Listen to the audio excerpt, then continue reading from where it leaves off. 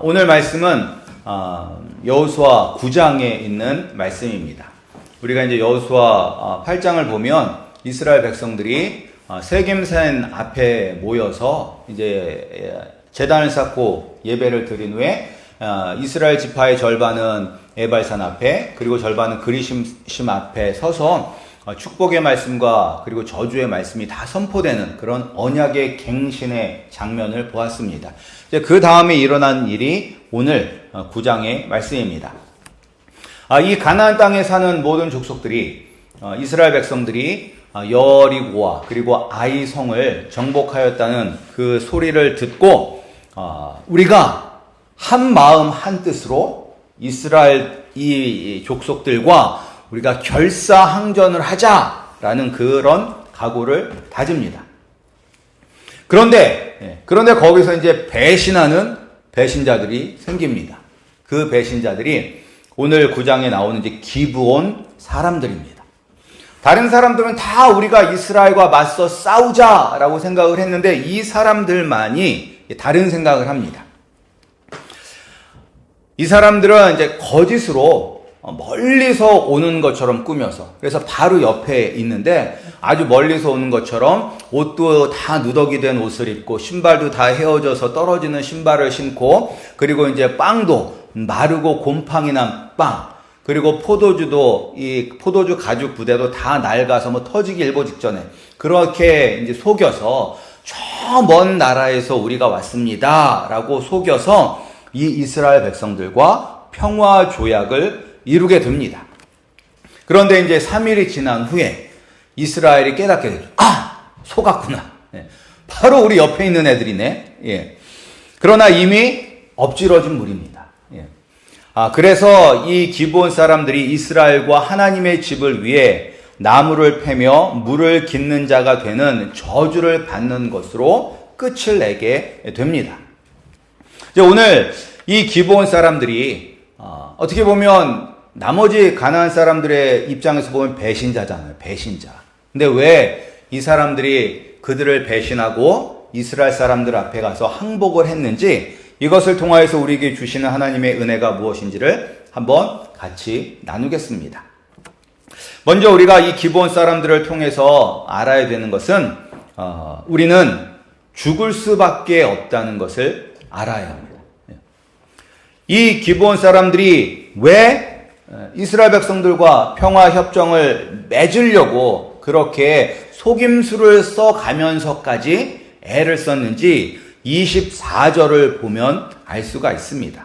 우리 24절 말씀 다시 한번 읽겠습니다. 24절 시작. 그들이 여호수아에게 대답하여 이르되 당신의 하나님 여호와께서 그의 종 모세에게 명령하사 이 땅을 다 당신들에게 주고 이 땅의 모든 주민을 당신들 앞에서 멸하라 하신 것이 당신의 종들에게 분명히 들림으로 당신들로 말미암아 우리의 목숨을 잃을까 심히 두려워하여 이같이 하였나이다 라고 이야기해요.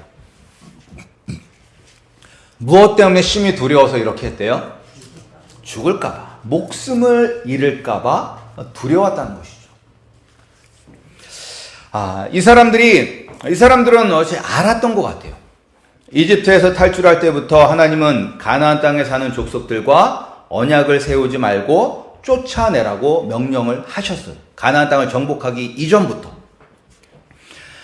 출애굽기 34장 11절에서 12절을 보면 가나안 땅에 사는 족속들을 하나님께서 쫓아낼 것이, 그 땅에 거민들과 언약을 세우지 말라. 세우게 되면, 그들과 언약을 맺게 되면 너희에게 올무가 된다라고 말씀하십니다. 그리고 약속의 땅에 바로 들어가기 전에 이제 모세가 이스라엘 백성들에게 이제 설교를 하죠. 설교 4편을 하는데 그것이 바로 이제 신명기입니다. 근데 이 모세의 마지막 설교에서 가나안 땅에 들어가서 그 족속을 진멸하라, 철저히 멸망시키라고 이야기합니다. 그들과 함께하면 내가 너희 이스라엘 족속을 멸망시키실 것이라고 이야기를 합니다. 그러니까 그 정도로 하나님은 이 가나안 땅에 사는 백성들과 섞이지 말라고 얘기를 하셨어요. 그런데 왜 하나님은 이 가나안 족속들을 이렇게 철저히 멸망시키라고 하시는 것일까요? 무슨 억하심정이 있으시길래? 이 가나안 족속들 남자들만 죽여요? 아니죠. 남자, 여자, 노인, 아이 할 것 없이 가나안 땅에 사는 사람들은 다 진멸하라고 합니다. 하나님이 지금 인종차별하시는 거예요? 왜 이 땅의 사람들만 이렇게 하세요? 그렇죠. 그것은 바로 죄 때문입니다. 죄. 창세기 15장 16절을 보시면 하나님께서 가나안 땅에 살고 있는 이 아브라함에게 나타나셔서 이제 말씀을 해주세요. 너희의 후손들이 이집트에서 400년 동안 종살이를 할 것이다. 400년 후에 너희 자손들이 이집트를 징벌하고 큰 재물을 가지고 나오게 될 것이다. 그런데 왜 400년 동안 이집트에서 종살이를 하는 줄 아느냐? 라고 하면서 그 이유를 알려주시죠. 왜? 가나안 땅의 아모리 족속의 죄악이 그때가 되면 하나님이 더 이상 참을 수 없을 정도로 가득 차기 때문이라고 말씀하십니다. 그러니까 죄 때문에 하나님께서 이 가나안 땅의 그 족속들을 진멸하시라는 거예요. 그래서 우리가 신명기 9장 5절 말씀을 한번 읽어보겠습니다. 신명기 9장 5절. 우리 여호수아 바로 앞에 있는 신명기 9장 5절 말씀입니다. 신명기 9장 5절 말씀. 여호수아 바로 앞에 있는 신명기 9장 5절 말씀 함께 읽겠습니다. 내가 가서 그 땅을 차지함은 내 공의로 말미암음도 아니며 내 마음이 정직함으로 말미암음도 아니요 이 민족들이 악함으로 말미암아 내 하나님 여호와께서 그들을 내 앞에서 쫓아내려니라. 여호와께서 이같이 하심은 내 조상 아브라함과 이삭과 야곱에게 하신 맹세를 이루려 하심이니라. 아멘. 그러니까 이스라엘 백성들이 너희가 의롭기 때문에 이 가나안 민족들을 쫓아내려고 하는 것이 아니다. 그들이 너무 악하기 때문에 내가 그들을 쫓아내는 것이다 라고 말씀을 합니다. 우리가 예수님을 믿지 않으면 지옥 간다고 하는 이유도 이것이에요. 우리가 무엇 때문에 육체의 죽음에서 끝나는 것이 아니라 하나님 아버지 앞에서 심판을 받고 멸망받아 영원한 지옥의 형벌을 받는 것입니까? 뭐 때문에? 죄 때문이죠. 죄 때문에. 모든 사람은 이 죄에서 자유로울 수 없습니다. 모든 사람은 죽어 마땅할 정도로 죄를 많이 지은 죄인입니다. 근데 하나님은 이제 가나안 족속과는 언약을 맺지 말라고 하셨지만 그러나 또 언약을 맺는 경우도 말씀을 하여 주셨어요. 그것이 뭐냐면 신명기 20장 10절에서 15절에 보는데 이때 이제 언제 언약을 맺게 하냐면 가나안 땅을 벗어나서 저 멀리 있는 사람들과는 그들이 항복을 하고 너희들과 평화 조약을 맺기를 원하면 맺어라 라고 말씀을 하셨어요. 그래서 이 기브온 주민들이 지금 우리가 이 가나안 땅에 사는 기브온 주민들인데 우리와 평화 조약을 맺읍시다 라고 하면 안 맺기 때문에 이들이 저 멀리서 온 것처럼 속여서 평화 조약을 맺은 것입니다. 그런데 아니 굳이 속여가면서까지도 평화 조약을 맺을 필요가 있을까요? 굳이 속여가면서까지. 우리 그 여호수아 10장 2절 한번 보겠습니다. 바로 이제 9장 다음 10장 2절. 10장 2절을 보면 함께 읽겠습니다. 시작. 크게 두려워하였으니 이는 기브온은 왕도와 같은 큰 성읍이요 아이보다 크고 그 사람들은 다 강함이라. 이 기브온이 이 도시가 조그만 도시예요? 아니면 큰 도시예요? 큰 도시예요. 아이성보다 훨씬 크고 또 기브온에 사는 모든 사람들은 다 강한 용사입니다. 그리고 이제 여기가 왕도와 같은 큰 성이라고 나왔잖아요. 이게 왕도라는 뜻은 왕이 있는 도시라는 거예요. 그러니까 이 당시엔 다 도시국가죠. 도시국가. 왕이 있고 그리고 그 주변에 큰 영향력을 발휘하는 도시예요. 그래서 우리가 9장 17절을 보면 이스라엘 백성이 행군하여 여러 성읍들을 이르렀는데 그 성들은 기브온과 그 비라와 부에롯과 기랏 여아림이다 라고 나와요. 이 네 개의 성을 이끄는 성이 바로 기브온이에요. 기브온. 그러니까 기브온 혼자만 있는 게 아니라 기브온 주변에 있는 세 성읍이 다 기브온과 함께 있는 성읍이에요. 따라서 이들이 이렇게 생각할 수도 있는 거잖아요. 아니 우리가 굳이 이렇게까지 속여가면서까지도 평화 조약을 맺어야 돼? 우리가 한번 죽기를 각오하고 싸우면, 뭐 유명한 이수신 장군이 그랬나요? 죽기를 각오하고 싸우면 어떻게 한대요?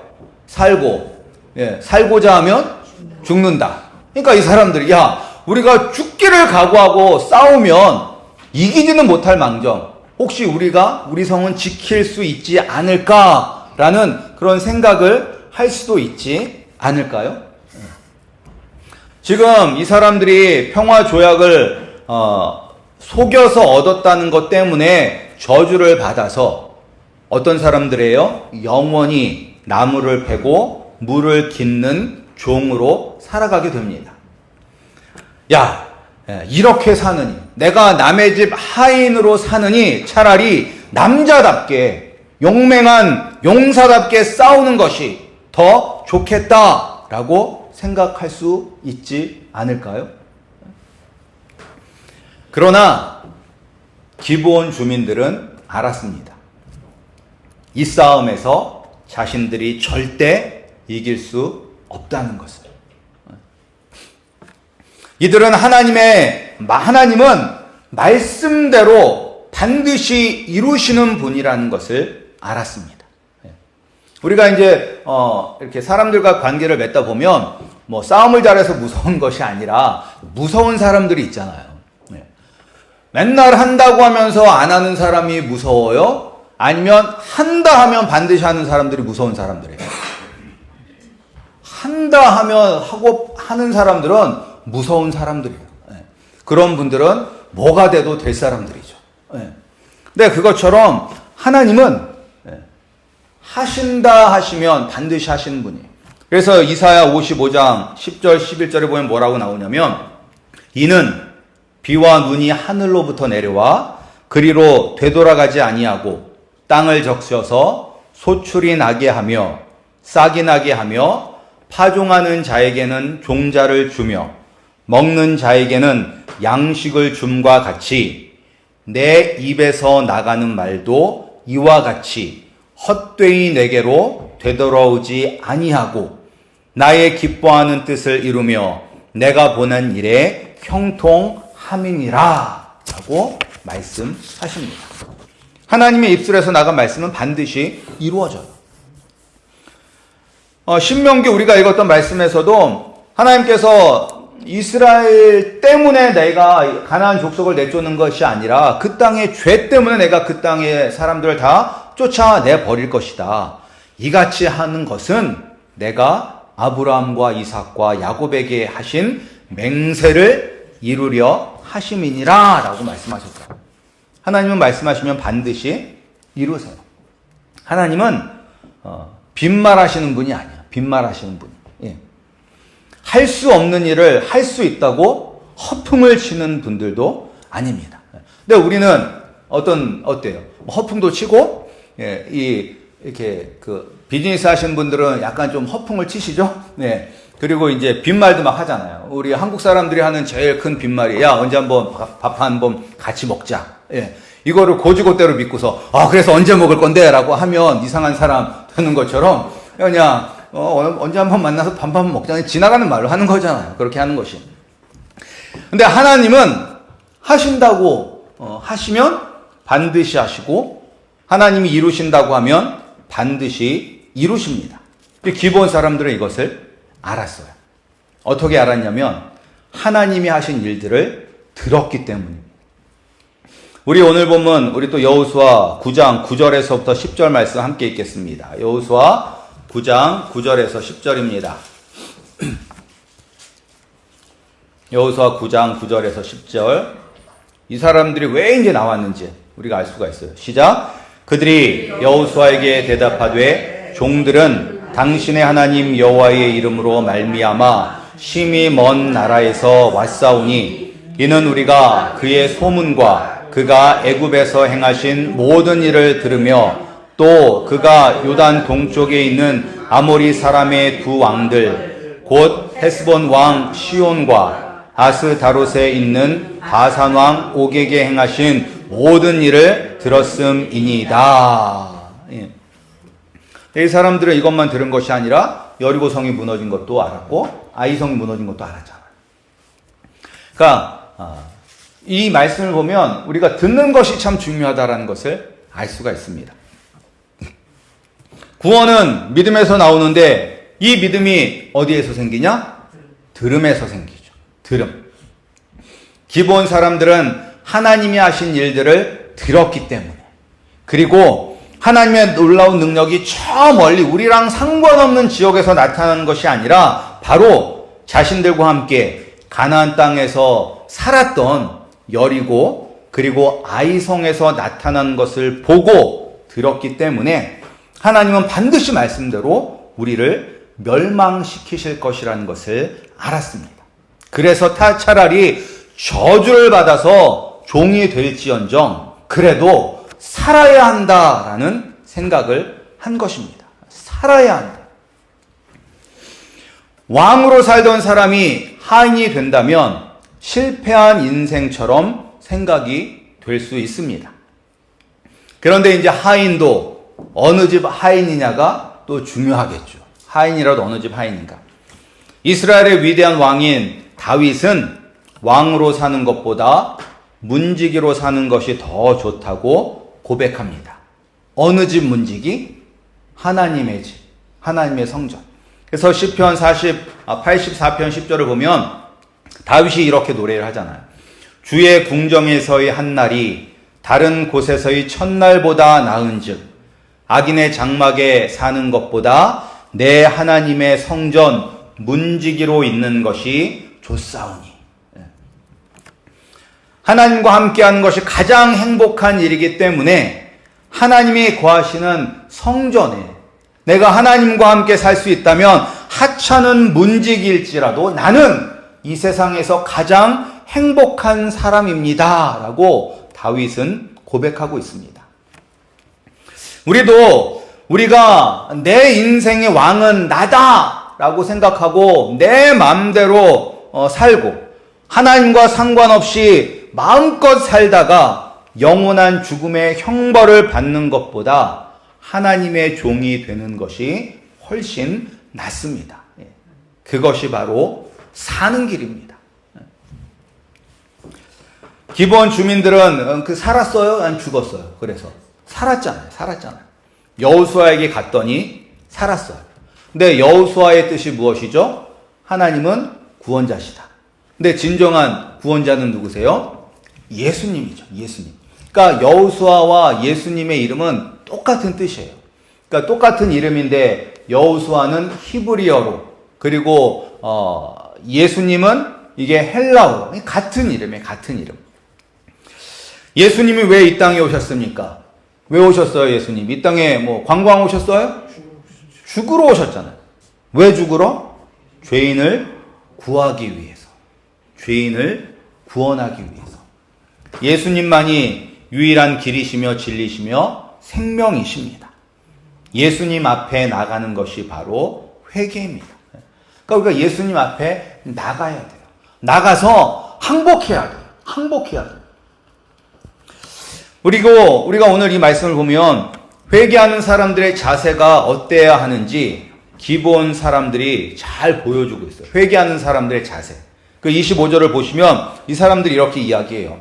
이제 들통이 났어요. 자기들이 속였다는 것이 들통이 났어요.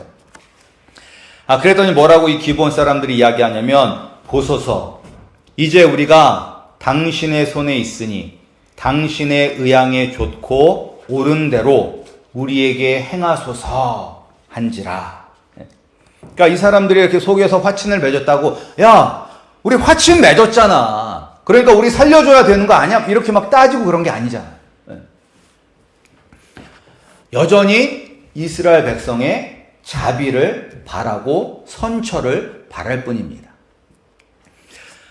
우리는 구원받을 자격이 없었어요. 구원받을 자격이 없었어요.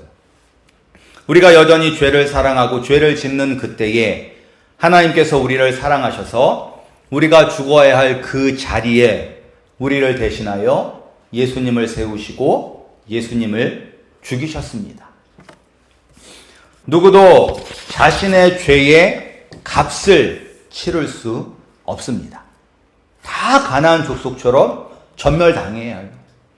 그러나 하나님과 싸우려 하지 않고 하나님의 종이 되려 여호수아 앞에 나온 기브온 사람들은 구원을 받았습니다.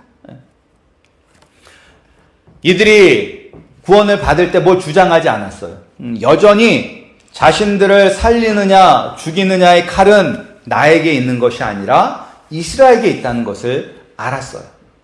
그들이 할 수 있는 것은 단지 자신들을 불쌍히 여겨달라고 간청할 뿐입니다. 이런 모습이 예수 그리스도를 믿는 사람들에게도 나타나야 합니다. 우리가 예수님 앞에 당당히 주장할 수 있는 게 있어요? 없어요. 그런데 우리가 신앙생활을 오래 하고 열심히 하다 보면 때로는 어떤 잘못을 저지르게 되냐면 되게 내가 뭔가 대단한 사람이라고 착각을 하는 경우가 있죠. 저도 그럴 때가 있었습니다. 제가 한국에 있었을 때 다니던 교회 넘버 3의 위치까지 올라갔었을 때, 넘버 3 담임 목사님, 전도사님 그리고 저 스스로 생각할 때, 그때 그때 제가 뭐 엄청나게 많은 일을 했었거든요. 그러니까 그때 청년 때였었는데 중고등부 성가대 지휘도 하고, 그 다음에 뭐 청년부 회장도 하고, 그 다음에 찬양팀도 하고, 그리고 또 뭐 교회 행사 같은 거 있으면 교회 행사를 다 계획하고 짜고 뭐 그런 것들을 다 제가 했어요. 그래서 이제 제가 엄청 믿음이 좋고 그런 줄을 알았었죠. 네. 그런데 이제 제가 이제 뉴질랜드에 어학연수를 하러 갔었을 때 되게 조그만 교회였었어요. 되게 조그만 교회. 그리고 이제 어떤 청년을 만났는데 겉으로 보기에도 약간 이런 말 해서 죄송한데 거지 같은 그런 허름하게 입고 이렇게 뭐 한 사람이었었어요. 그 사람이 나한테 너 본어긴 했냐고 거듭났냐고 물어보더라고. 그래서 제가 그 사람 앞에서 저의 교회에서 했던 그런 일들 한참 자랑스럽게 막 얘기를 했죠. 내가 뭐 교회에서 이런 것도 하고 이런 것도 하고 이런 것도 하고 뭐 이런 것도 했다 막 얘기를 했는데 그런 거 다 필요 없고 너 거듭났냐? 라고 물어보는 거예요. 근데 그 전까지 한 번도 그 거듭남에 대해서는 생각해 본 적이 없었어요, 저는. 아니, 당연히 모태신앙이고, 교회에서 살았으니까. 그리고 내가 교회에서 이렇게 많은 일을 하는데, 나는 당연히, 구원받은 사람이라고 생각을 했었었는데, 이제 그날 밤에 곰곰이 생각해 보니까, 그때서야 내가 죄인이라는 것을 어떻게 보면 진정으로 느끼게 되고, 내가 예수님으로 말미암아 구원을 받았다는 것을 이렇게 확인하게 되는 순간이 되었습니다. 그러면서 그 청년 앞에서 그렇게 이야기했던 것들이 너무나 부끄러워지게 됐어요. 그게 뭐야? 그게 내가 교회를 교회를 세우고 교회에서 많은 일을 한다고 해서 하나님께서 나를 사랑하시는 것만큼 내가 하나님을 사랑하느냐? 그거 아니죠. 내가 아무리 많은 것을 희생한다 할지라도 예수님은 자신의 목숨을 나를 위하여 주셨는데 내가 예수님만큼 희생한 것이 있는가? 없어요. 비교할 수가 없어요. 하나님의 사랑, 예수님의 은혜에 발톱에 때도 될 수 없는 것이 바로 저라는 것이죠. 근데 우리는 때로는 그런 것들을 잊고 살 때가 너무 많습니다. 초신자 때? 아니죠.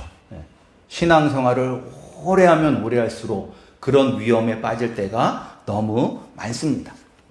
그럴 때마다 우리는 이 기브온 사람들처럼 우리가 할 수 있는 것은 아무것도 없습니다. 전적으로 당신들의 선처만을 바랄 뿐입니다. 라고 고백하는 것처럼 우리도 예수님 앞에 무릎을 꿇고 주님, 나는 아무것도 아닙니다. 주님, 날마다 나에게 은혜를 베풀어 주시옵소서.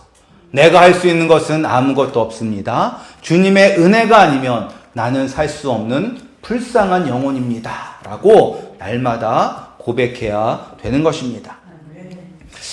여호수아가 하나님께 묻지 않고 기브온과 평화 조약을 맺은 것은 잘못이지만 저는 이것이 하나님의 커다란 계획이었다고 생각을 합니다. 왜냐하면 하나님은 하나님 앞에 나와 회개하는 사람들은 반드시 다 용서해 주시거든요. 그래서 에스겔서에 보면 뭐라고 하나님께서 말씀을 하셨냐면 주 여호와의 말씀이니라. 내가 어찌 악인이 죽는 것을 조금인들 기뻐하랴. 그가 돌이켜 그 길에서 떠나 사는 것을 어찌 기뻐하지 아니하겠느냐라고 하나님이 말씀하셨어요. 그러니까 하나님은 죄인들이 죽는 저놈 잘 죽네. 저렇게 죄 짓더니 그냥 저 지옥불에 가서 튀겨 죽어야 돼 하면서 하나님께서 그런 거 고소해 하시고 그런 것이 아니라 그 영혼들을 불쌍히 하시고 예수 믿고 회개하고 살기를 내가 원한다 라고 말씀하고 있는 것입니다. 따라서 우리가 아직 예수님을 믿지 않음으로 말미암아 파멸의 자리에 있는 분들도 예수님을 믿고 구원을 받아야 합니다. 우리의 가족이, 우리의 친구들이, 우리의 사랑하는 사람들이 살아야 하지 않습니까? 살아야 하지 않습니까? 죽는 것이 아니라 살아야 하지 않습니까? 그러기 위해서는 예수님을 전해야 합니다. 그리고 예수님을 믿는 우리도 날마다 예수님 앞에 나와야 합니다. 구원받은 우리도 여전히 죄를 짓고 있습니다. 이 죄악된 세상에서 살고 죄가 끊임없이 우리를 유혹하고 공격합니다. 그래서 하나님께 기쁨이 되는 자녀로서 살기보다는 정말로 하나님 아버지의 복이 창피해서 고개를 들지 못하는 그런 자녀로 살아갈 때가 훨씬 더 많습니다. 우리가 그때마다 어떻게 해야 돼요? 다시 예수님 앞에 나가 무릎 꿇고 항복해야 됩니다. 주님, 내가 할 수 있는 것이 아무것도 없습니다. 나를 불쌍히 여겨주시고 나를 성령의 충만함으로 채워주셔서 내가 이 세상의 유혹을 이겨내고 하나님의 영광을 위하여 살게 하여 주시옵소서라고 간절히 구해야 되는 것입니다. 죽음의 자리에 있는 영혼들이 예수님 앞에 나와 항복할 수 있도록, 그리고 내 앞에 있는 죄의 공격과 유혹에 무너지고 넘어질 때마다 예수님 앞에 나와 무릎 꿇고 항복하고 은혜를 구하시는 우리 브라이어드 한인 장로교회 성도님들이 되시기를 주님의 이름으로 축복합니다.